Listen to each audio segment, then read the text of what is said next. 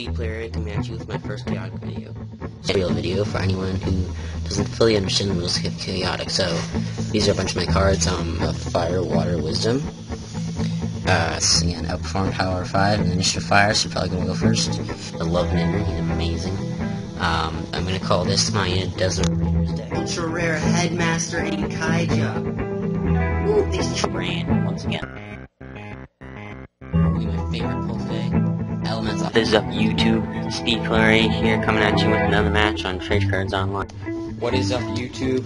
Speed Player 8 here, and what I have is 288 packs of Secrets of Velocity Alliances Unraveled.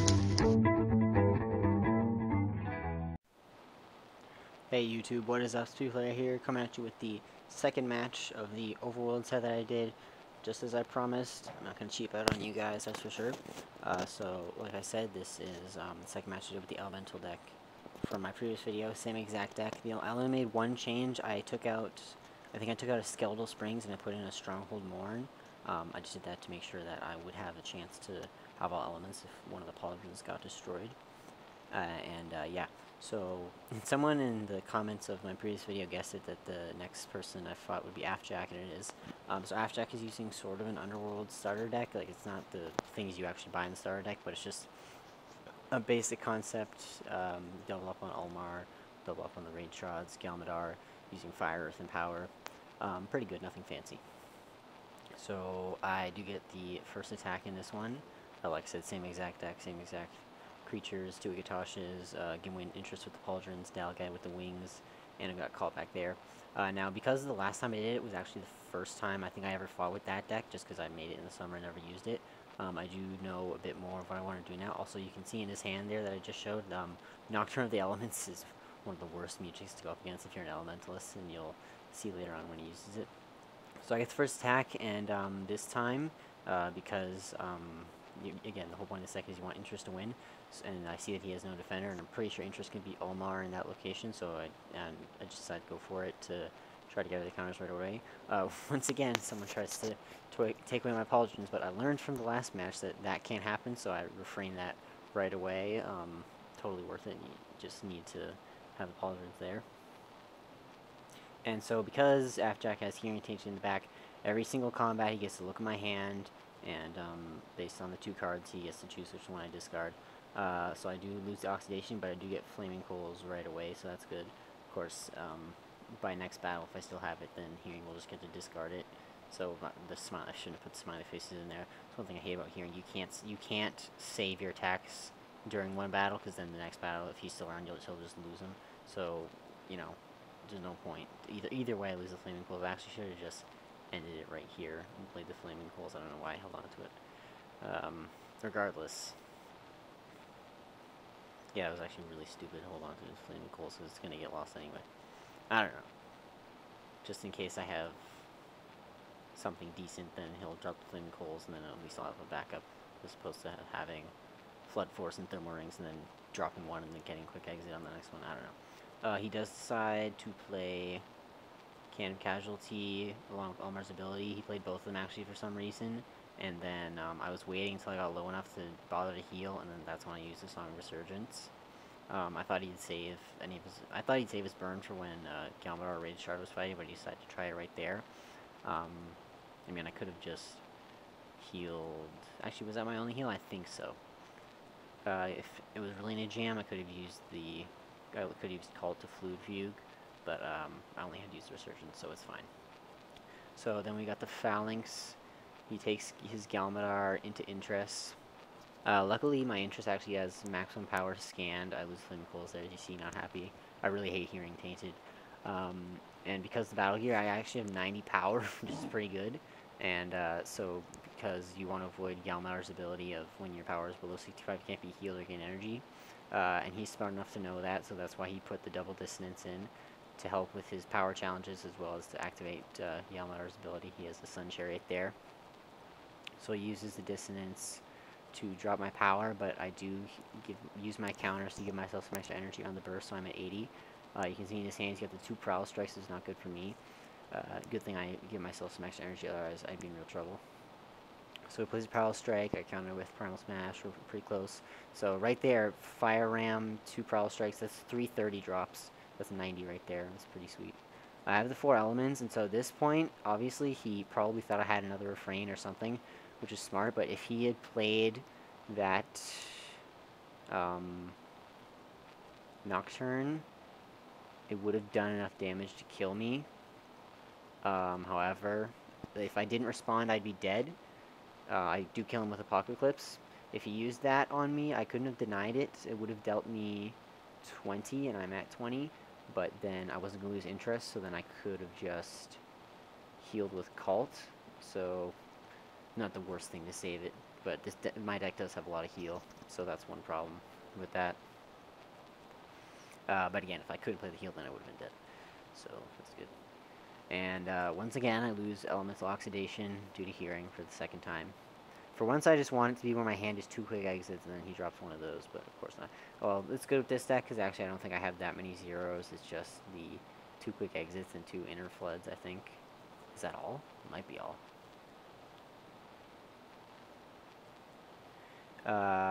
Who are we fighting now? Lost track.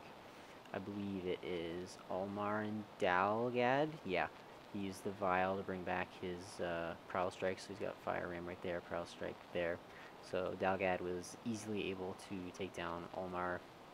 We are in a position, I've got the wings up, so that Rage Shroud on the bottom can attack, and he has to attack Dalgad with that Rage Shroud there. This I actually really like, so that location is the Phlogiston, and I don't think I hover over it for you guys to see.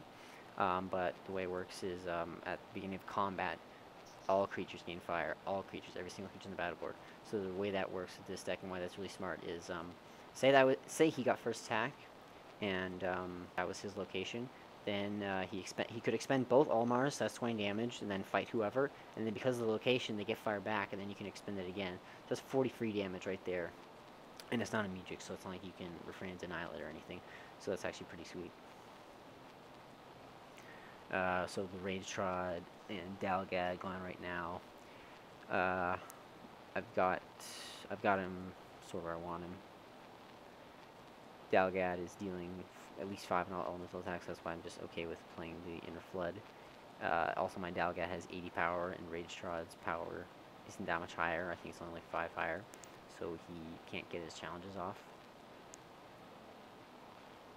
And because at this point I remember that Hearing is going to take the Perplexing Heat away anyway, I just decided to play it there and kill him immediately. I think he would have died anyway, but it doesn't matter. So contrast to the last match I did, this one is where everything is going well. Obviously you win the first battle, you win the next 2, everything is going to be going well, but the strength of this deck is, the fighters are good, the attack deck is well balanced and decent. I've got a ton of heal. I got the one refrain, so I can use that, and then also Symphony of Shielding is a real MVP in this deck. Quite an underrated Music, actually. No one talks about it, no one gives enough credit, but, you know, Melody and Mirage, that can also apply to Music, and given the fact that this deck has plenty of counters, it actually works really well. So I get Elementar again as my location. I do have Rage Trod right there, and obviously I see that, so I take Gimway into Rage Trod, thinking that, okay, Gimway is going to have... So he's going to be at 70 because of his battle gear. I'm going to have all 4 elements in the Elementir. That's going to be 90 energy right there. But then he drops that on me, and no one uses that Music. Like, you know, it's just one of those things that you have and you look at in your decks, but you never use. You usually just use Cannon Casualty or whatever. And being an Elementalist deck, having that dropped on you, I was just like, oh my.